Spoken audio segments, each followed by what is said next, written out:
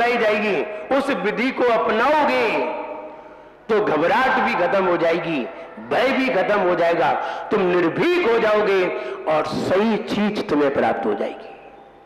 ध्यान रहे, घबराने की कोई जरूरत नहीं है, क्योंकि आगे आगे हम वो विषय खोलने वाले हैं जिसमें तुम्हारी बैलेंस शीट खुलेगी,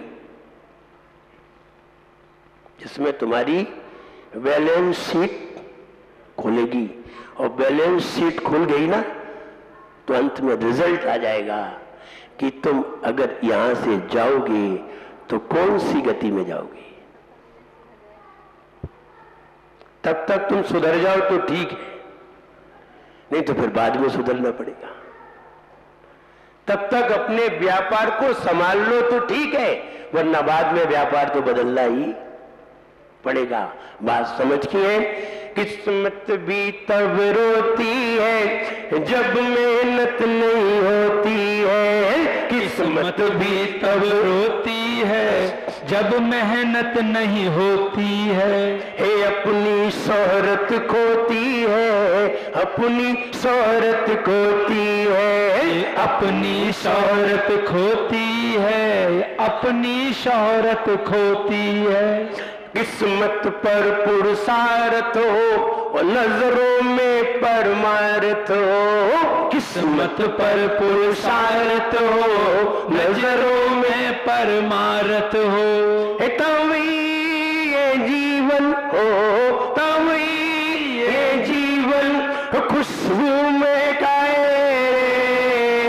जीवन है पानी की बूंद कब मिट जाए रे, जीवन है पानी की बूंद कब मिट जाए रे। होनी अनहोनी हो, होनी अनहोनी कब क्या घट जाए रे। जीवन है पानी की बूंद कब मिट जाए रे, ओ जीवन है पानी की बूंद कब मिट जाए रे। आगे शिष्य गुरु को चुनता है या गुरु शिष्य को चुनता है? जब बोलिए महावीर भगवान ने की। जन्म मिला तो जीना है, जन्म मिला तो जीना है, घूंट जहर का पीना है। जन्म मिला तो जीना है, घूंट जहर का पीना है।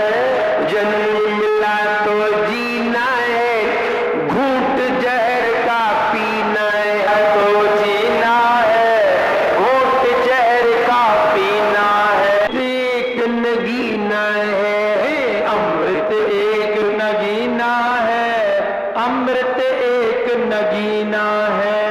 कोई मर मर के जीता, कोई जी जी कर मरता। कोई मर मर के जीता, कोई जी जी के मरता। कोई मर मर के जीता, कोई जी जी कर मरता। कोई मर मर के जीता, कोई जी जी कर मरता। ज्ञानी दुनिया में हो, ज्ञानी दुनिया में हंस कर जी जाए। जीवन है पानी की बूंद कब मिट जाए, ओ जीवन है की बूंद कब मिट जाए। होनी अनहोनी हो, होनी अनहोनी कब क्या घट गए।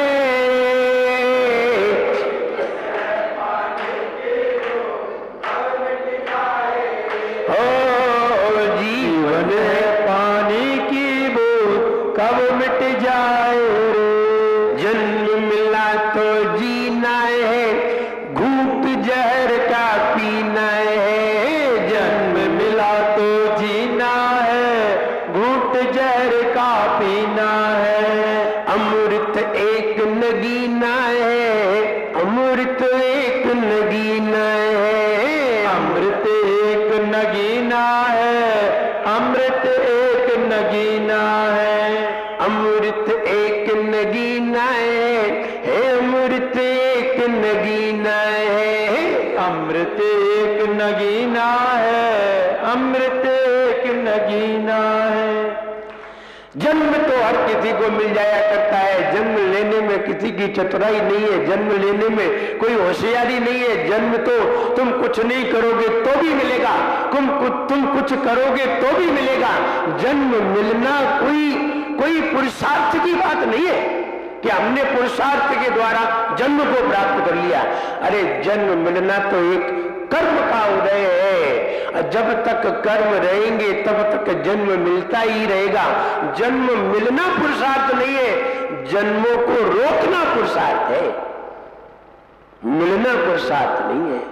मिलते तो किसी को भी है, कीड़े मकोड़ों को भी जन्म मिल जाते हैं, जानवरों को भी जन्म मिल जाते हैं, पक्षियों को भी जन्म मिल जाते हैं, मनुष्यों को भी जन्म मिल जाते हैं, नारकियों को भी जन्म मिल जाते हैं, देवों को भी जन्म मिल जाते हैं। जन्म तो किसी को भी मिल सकते हैं, लेकिन पूजे वे ही जाते हैं जो जन्म को मिटा जाते हैं।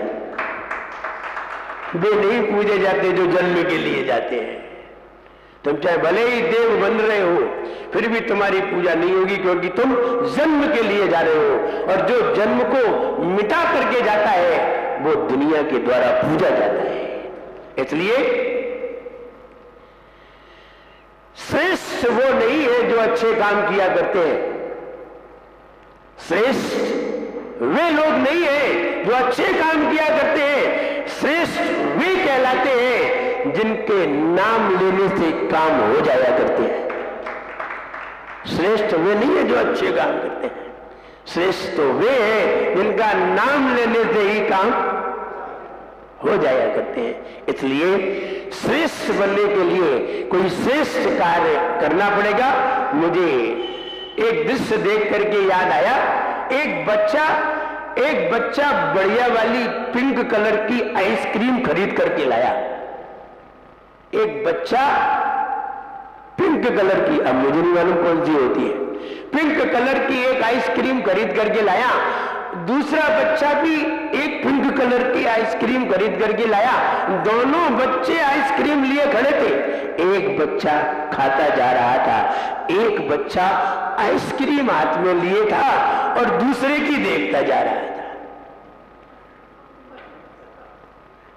एक बच्चा अपनी आइसक्रीम खा रहा था, दूसरा बच्चा उस बच्चे को खाता हुआ देख रहा था और अपनी हाथ में लिए था।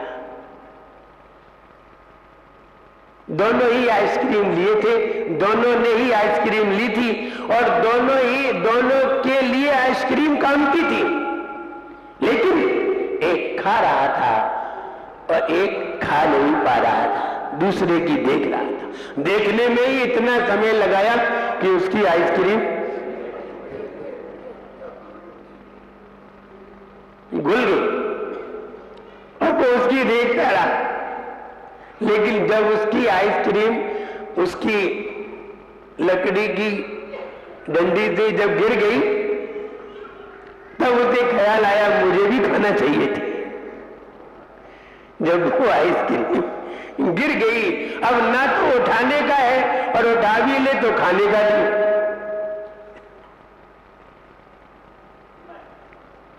लगता है उसने आइसक्रीम तो खरीदी, लेकिन आइसक्रीम को खाने का तरीका उसे नहीं मालूम था। जैसे कि हम सब लोग हैं, जिंदगी तो मिल गई, लेकिन जिंदगी का जीने का तरीका नहीं आ पाया। तभी लिखा था कि जन्म मिला तो जीना है, घूंट जहर का पीना। अब जब जीना नहीं आया तो वो जहर का घूंट बन गया। कब? जब हमें जीना नहीं आया। और जीना आ जाता तो इस जिंदगी का आनंद कौन जानता है? आचार्य महाराज तो कहते हैं कि इंद्र भी इस जिंदगी के लिए तरसता है। वो कहता है मेरा सारा वैभव चला जाए, लेकिन मुझे एक ऐसी जिंदगी मिले जो भली हो। इंद्र होना कोई बड़ी बात नहीं है, दुनिया का वैभव पाना कोई बड़ी बात नहीं है, लेकिन उस जिंदगी को पाना जिसमें आनंद हो, जिसमें आनंद की लहर हो, ऐसी जिंदगी को पाना बहुत मुश्किल है। हम कल हम बता रहे थे कि बालक मां का चयन करता है, मां बालक का चयन नहीं करती। अगर मां चयन करती तो बेटियां तो किसी के होती ही नहीं, बेटे ही बेटा होते। इसलिए मां को चयन करने का अधिकार नहीं है, मां को चयन करने का अधिकार नहीं है। चयन करने का अधिकार बालक को है कि किस मां के पास जाना है। हमारे लिए हमने जो योग्यता प्राप्त की है, उस योग्यता के लिए कौन हमारी मां बनने को तैयार होगा, हम किसको अपनी मां बनाएं, ये बालक के ऊपर होता है, बालक के कर्म के ऊपर होता है। बालक चयन नहीं करता, उसका कर्म चयन करता है। ठीक वैसे ही आगे का विषय आता था, भूकंप जमीन को तय करता है या जमीन भूकंप को तय करती है। किस जमीन पर भूकंप आना है, जमीन तय करेगी या भूकंप तय करेगा कि हम इस जमीन पे आएंगे? कौन तय करता है? भगवान तय करता है। भगवान को क्या पड़ी है भूकंप की तय करने की? भगवान कोई बुरे काम करने के लिए थोड़ी होते। भूकंप आएगा, कई मकान गिरेंगे, मंदिर गिरेंगे, लोग मरेंगे, तो भगवान ऐसा काम क्यों करेगा? भले ही किसी गीत में लिखा है, मारने वाला है भगवान, किसी ने लिख दिया है। अगर भगवान मारने वाला है तो भगवान बहुत दुष्ट है।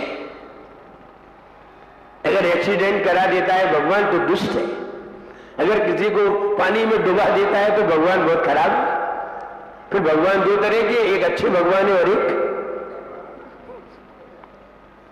जो अच्छे काम करे तो वो अच्छे भगवान है, भी बचा ले तो अच्छे भगवान है, और जो पीट दे तो भगवान भी फिर दो प्रकार के माने जाएंगे। फिर बुरे वाले कहां मिलेंगे? अच्छे वाले तो मंदिर में मिल जाते हैं, तो बुरे वाले ढूंढना पड़ेंगे। इसलिए यह भी बात सही नहीं है। भगवान कुछ नहीं करता है, न किसी को मारता है और न किसी को बचाता है। बचाने वाला पुण्य हुआ करता है और पिटवाने वाला पाप हुआ करता है। मेरी ही सत्ता मेरा काम करती है, और कर्म की सत्ता का ज्ञान नहीं होगा तो हमें कैसे पता चलेगा कि हमारा जन्म मरण कैसे होता है, उसका प्रोसेस क्या है? तो भूकंप जमीन को तय करता है या जमीन भूकंप को तय करती है?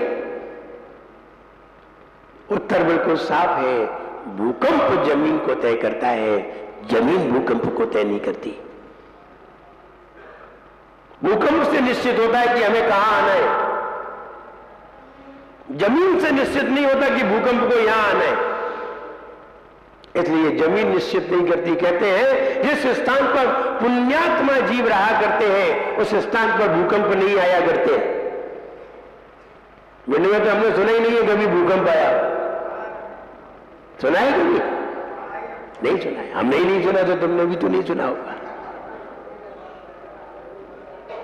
सुना ही नहीं है कि भूकंप आया। क्या मतलब है? मिलने में सब कौन से जीव है? पुण्यात्मा जीव है। भिंड में तो कभी सुना ही नहीं है। बाढ़ भी तो नहीं सुनी कभी। एक आध बार बाढ़ आई है, वो तो गई। किसी ने 30-40 साल से तो बाढ़ देखी ही नहीं होगी। ना बाढ़ देखी, ना भूकंप देखा। कुछ स्थान ऐसे होते हैं जहां पुण्यात्मा जीव होते हैं, वहां भूकंप नहीं आते। बोले ऐसा कैसे हो सकता है? क्या जहां भूकंप आते हैं वहां सब पापी ही रहते हैं? देखो, हम ये नहीं कह रहे हैं कि वहां पापी रहते हैं, लेकिन ये सही है कि जहां नहीं आते वहां पुण्यात्मा रहते हैं। ये बिल्कुल सही है। आचार्यों ने कहा है चतुर्थ काल में कभी भूकंप का नाम ही नहीं आया। चौथे काल में जब तीर्थंकर इस धरती पर विचरण किया करते थे, रिद्धिधारी मुनिराज रहा करते थे, तब तक इस धरती पर भूकंप का कहीं भी नामो निशान नहीं है। कोई भी शास्त्र में कहीं उल्लेख नहीं है कि भूकंप आया हो। कहीं भी किसी भी तरह का कोई उल्लेख नहीं है। नहीं तो ऐसा नहीं है कि आया होता और उल्लेख नहीं होता। ऐसा तो हो ही नहीं सकता। आया हो और उल्लेख नहीं हो, अरे उल्लेख तो उसी का होगा जो वहां होगा, जो होगा नहीं उसका क्या उल्लेख होगा। इसलिए आया ही नहीं, कभी भूकंप भी नहीं आया। लेकिन अब पंचम काल में भूकंप दिखाई दे रहे हैं, इसलिए कहीं कहीं अत्याचार पापाचार ज्यादा हो जाते हैं, भूमि का खनन ज्यादा हो जाता है, वही भूकंप ज्यादा आया करते हैं। भूकंप जमीन को चुनता है, जमीन भूकंप को नहीं चुनता। आगे देखिए, गुरु शिष्य को चुनता है या शिष्य गुरु को चुनता है। कौन किसका चयन करता है? गुरु शिष्य का चयन करता है या शिष्य गुरु का चयन करता है? कौन चयन करता है? शिष्य गुरु का चयन करता है। वाह, तो शिष्य समझदार है।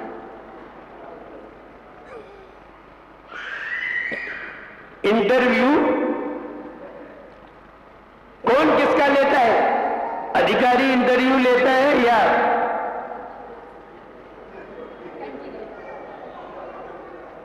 जो नौकरी करने जा रहा है वो इंटरव्यू लेता है?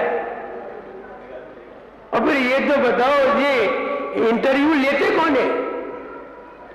चयन कौन करते हैं? बड़े लोग चयन करते हैं कि छोटे लोग? जब बड़े लोग चयन करते हैं तो शिष्य गुरु का चयन कैसे करता है? बात तो तर्क की है। चयन कौन करता है? बड़े लोग चयन करते हैं कि छोटे लोग चयन करते हैं? अरे समझदार लोग चयन करते हैं कि ना समझ? कौन से लोग चयन करते हैं? चयन करने का अधिकार किसको दिया जाता है? माइंडेड पर्सन को। एमएलपी को नहीं दिया जाता,